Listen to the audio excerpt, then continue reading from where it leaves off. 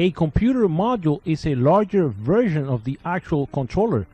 Computer modules are also subdivided into much the same way as a smaller controller chip with a power controller feedback interface, analog and digital memory, as well as a clock to actually keep the actual microprocessor within its time frame. Modules are usually centered around a large and expensive microprocessor unit, and they also run at a much faster rate as opposed to its smaller cousin, the actual controller.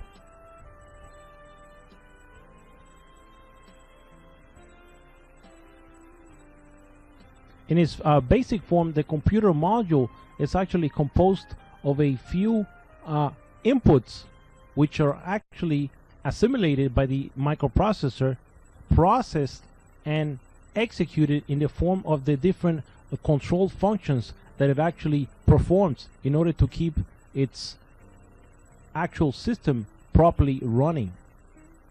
Generally speaking, modules are used to control entire systems, whereby the need to control a wider range of outputs is actually necessary.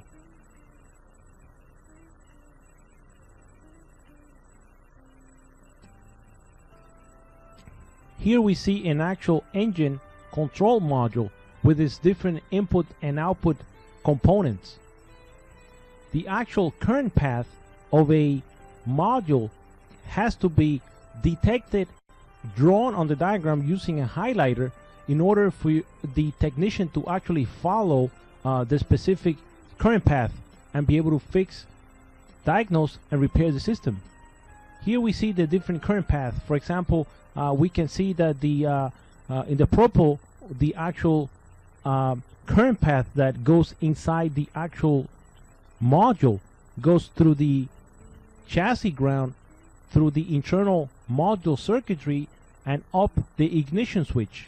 Again, all these different current paths should actually be highlighted using a different color highlighter in order for the actual current path to be visually detectable. It is a lot easier for the human brain to process visual information than it is to process numbers or simple lines drawn on paper.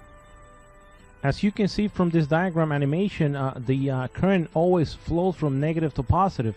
Even when we actually go into the spark plugs, the actual electrons flow from the actual body of the spark plug into the center electrode and up into the voltage supply line.